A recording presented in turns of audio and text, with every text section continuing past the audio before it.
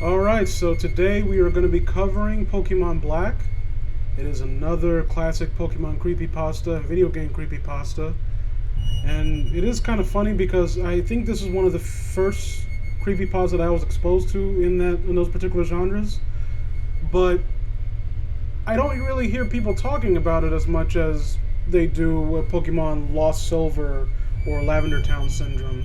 Even though I think this story predates both of those. I could be wrong about that, but I'm fairly certain that this story came first, although that might just be the order in which I was exposed to them initially.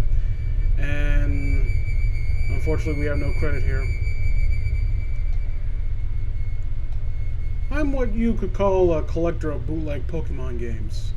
Pokemon Diamond and Jade, Chaos Black, etc. It's amazing the frequency with which you could find them at pawn shops, Goodwill, flea markets, and such. They're generally fun, even if they are unplayable, which they often are. The mistranslations and poor quality make them unintentionally humorous. The paragraphs are kind of weirdly spaced. Like what I just read was one paragraph all to itself, just one sentence, and the one previous was two sentences made up into a separate paragraph. And I think, I don't know, like, it's been a long time. I have a very fleeting grasp of the rules of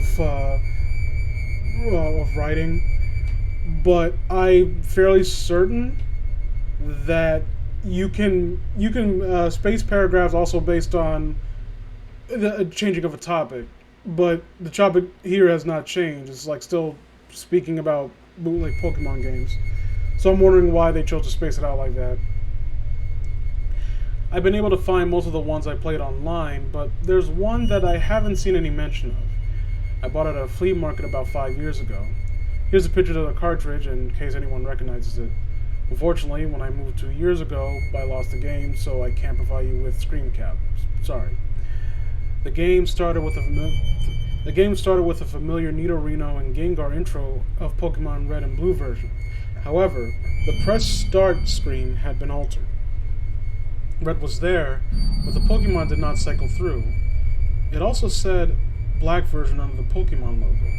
Upon selecting New Game, the game started with the Professor Oak speech, and it quickly became evident that the game was essentially Pokemon Red version.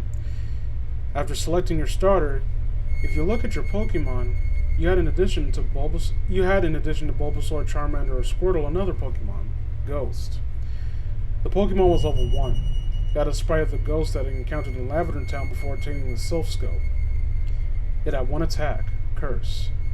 I know that there was a real move named Curse, but that attack did not exist in Generation 1, so it appears that it was hacked in. Defending Pokemon were unable to attack Ghosts. It would only say that they were too scared to move. When the move Curse was used in battle, the screen would cut to black. The cry to defeating Pokemon would be heard, but it would be distorted, played at a much lower pitch than normal.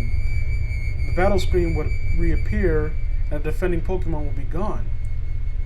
If this was used in a battle against a trainer, the Pokeball representing their Pokeball would appear in the corner. Pokemon would appear in the corner. They would have one fewer Pokeball. I think I misread though. If used in battle against a trainer, when the Pokeballs representing their Pokemon would appear in the corner, they would appear with one tap. They would have one fewer Pokeball. Excuse me. The implication was that the Pokemon died. What's even stranger is that after defeating a trainer and seeing the red receive $200 for winning, the battle commands would appear again. If you select Run, the battle would end as it normally does. You could also select Curse. If you did, upon returning to the overworld, the trainer sprite would be gone. After leaving and re-entering the area, the spot where the trainer had been would be replaced with a tombstone like the one from the Lavender Tower. The move Curse was not usable in all instances. It would fail against Ghost Pokemon. It would also fail if it was used against trainers that you would have to face again, such as your rival or Giovanni. It was usable after your final battle against them, however. I figured this was the gimmick of the game, allowing you to use previously uncapturable ghosts. And because Curse made the game so easy, I essentially used it throughout the whole adventure. That's okay. I think I commented on this a while back when it came. I think it was on Pokemon Strangled Red, where there's one plot point where the character or a Pokemon in the game is so overpowered that the person playing it feels incentivized to use them constantly and like use them as a crutch. And the way that they phrase it always like, oh well, what else would I have done? And I don't think that really jives with a lot of the people who are really into Pokemon, especially this person who is so into the genre or so into the series that he goes out of his way to seek out more obscure titles that people have manufactured. Like, I think that indicates that they're very much fans of the series, and a lot of the people who are really that hardcore into Pokemon would kind of just like they mostly like the challenge. Like, I don't think that they would be so gung-ho to use a 100% unbeatable beat stick that basically renders any challenge moot. I don't know if you can consider that a nitpick. It's something that always kind of just ticks this little box in my brain that just gets me out of the story. Again, like I said, it could be a nitpick. The game changed quite a bit after defeating the Elite.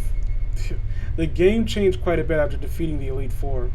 After viewing the Hall of Fame, which considers the ghosts and a couple of Pokemon used for HMs, the screen cut to black. A black box appeared with the words "many years later," and then it cut to Lavender Town. An old man was standing, looking at tombstones. You then realize this man was your character. You moved that man only half your normal walking speed. You no longer had any Pokemon with you, not even the ghosts, who up to this point have been impossible to remove from your party through depositing in the PC. The overworld was entirely empty. There were no people at all. There were still tombstones of the trainers that you had used Cursed on, however. You could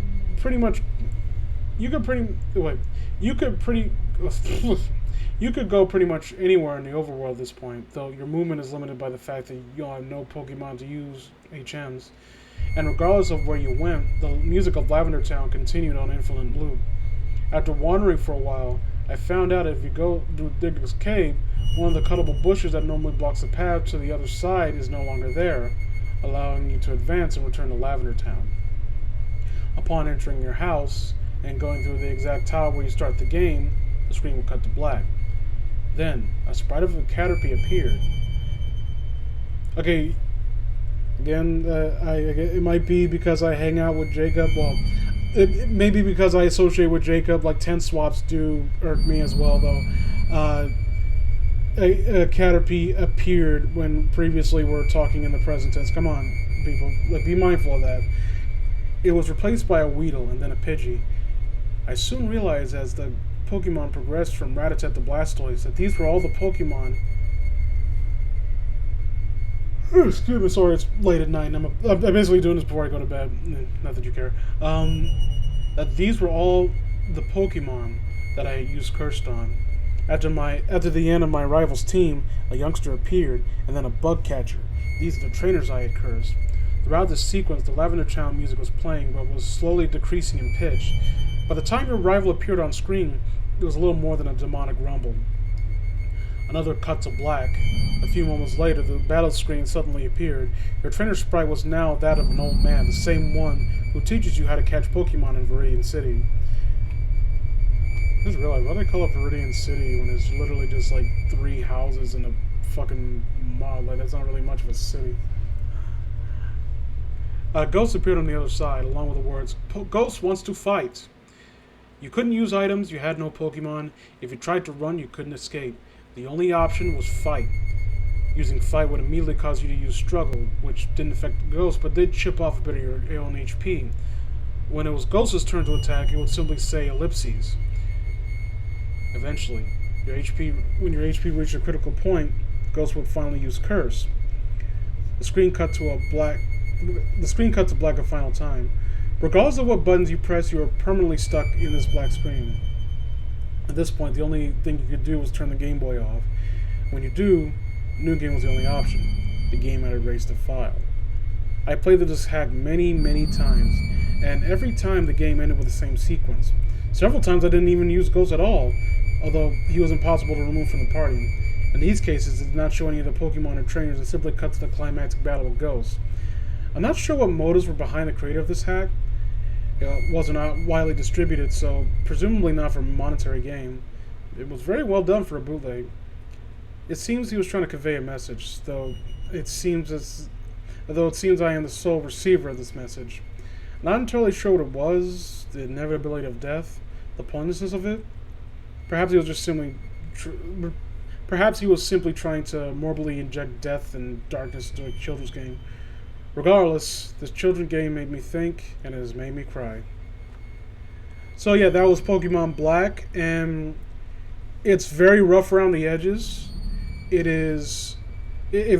feels very much of its time in regards to, I guess, a lot of the small little nicks you see in the narrative, and like I said, minor things really kind of just like irk me, like how paragraphs are like spaced out here, and some of the hyperbolic verbiage that is used, but I will put this as a story on a higher pedestal than stuff like Lost Silver, because not once throughout this entire story, no, as hyperbolic as some of the language it can occasionally get, not once does the narrator lose track of the fact that this is just a ROM hack that he happened to find.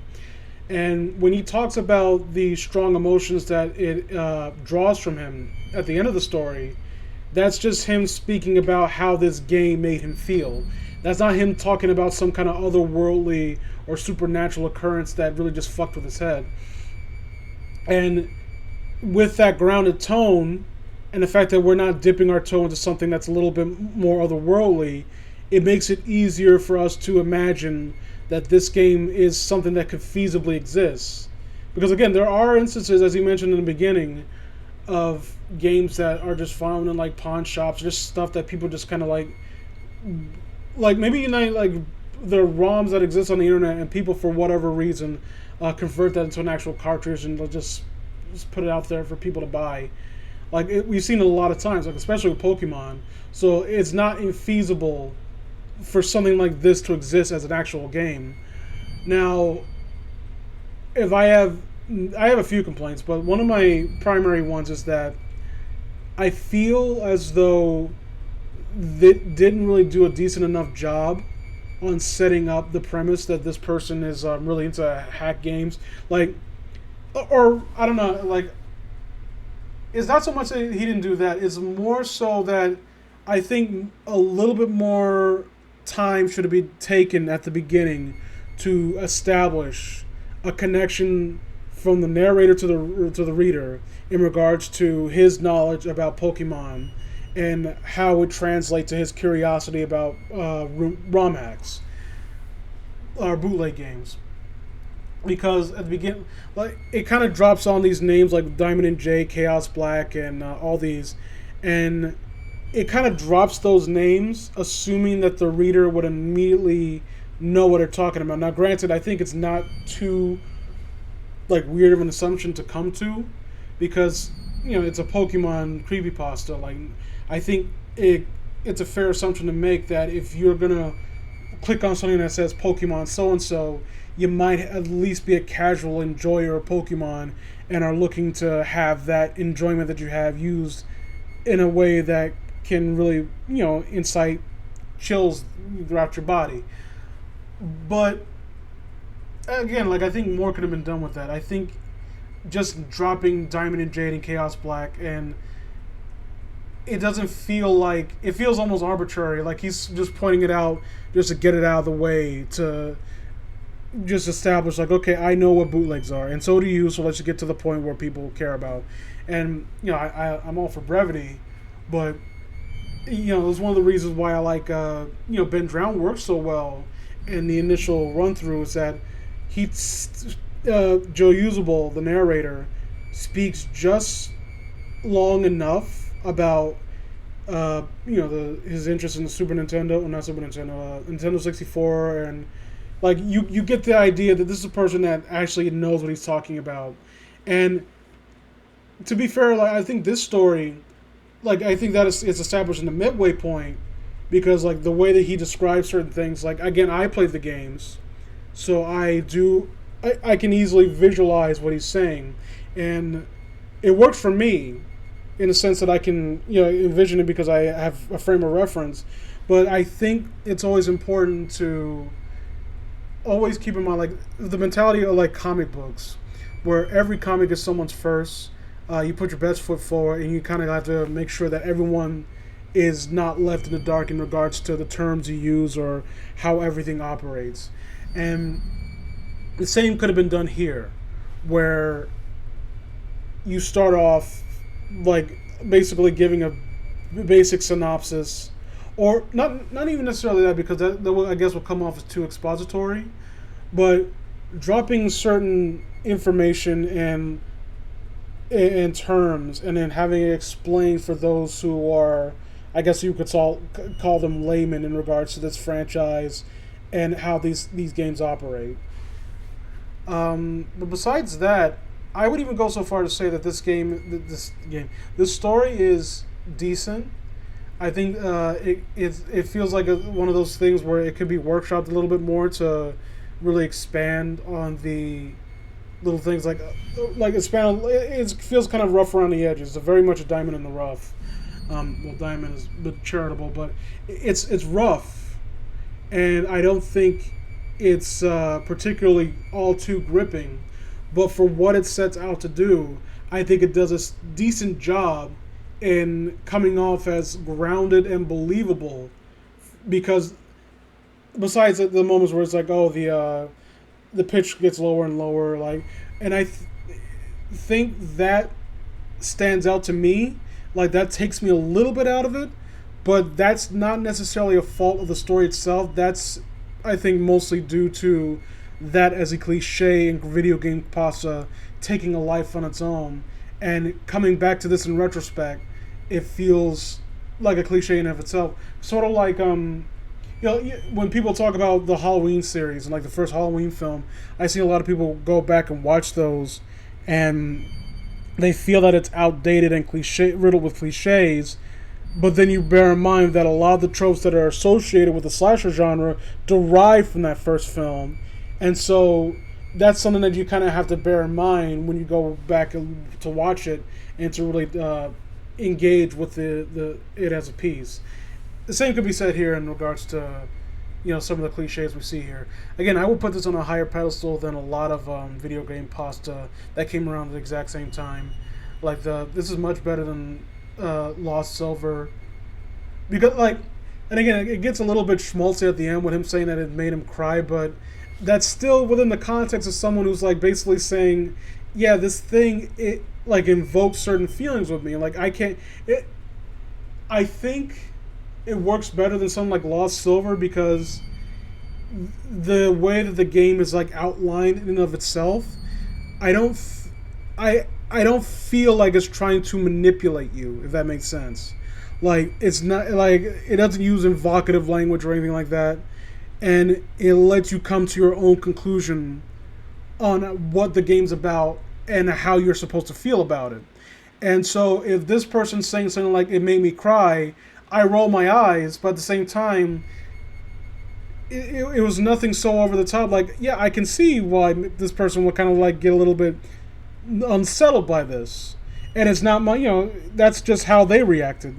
This is how this person reacted to this piece of media, and even though I wouldn't react like that to it, that's still I guess realistic that someone will have that kind of reaction. It's a different reaction. They're more emotionally involved in this kind of stuff. It's certainly better than Stone Mount Silver, where the writer behind that story places so much importance on like video games and like it's so over the top, like and it's just like cheesy and terrible. So yeah, I would put this on a very high pedestal in comparison to a lot of stories like that. So yeah, so this is Pokemon Black, and once again, unfortunately, there is no credit to this. Um, let me get. Feel free to let me know what you think of this story. Do you think this story holds up? Because I personally do. Where do you rank this in terms of all-time Pokemon or video game creepypasta? Because I don't hear many people talk about Pokemon Black when it comes to the topic of classic video game pasta. Like Lost Silver gets brought up way more than that. Lavender Town Syndrome is like a very close second to Lost Silver in terms of how often it's referenced as a story. And I have to point that out as a story because people bring up the Lavender Town music a lot, but that's immaterial to the story that came as a result of what was already established, from the original game. So feel free to tell me what you guys think. And yeah, so feel free to give me some suggestions for classic or what's considered classic stories so I can read them, evaluate them, and see if they stand the test of time. Because I am always eager to see and dissect and to really, really break open this crab carcass and eat the juicy crab meat inside. That's I don't know why I chose that as an analogy, but yeah, y'all have a good one and take it easy.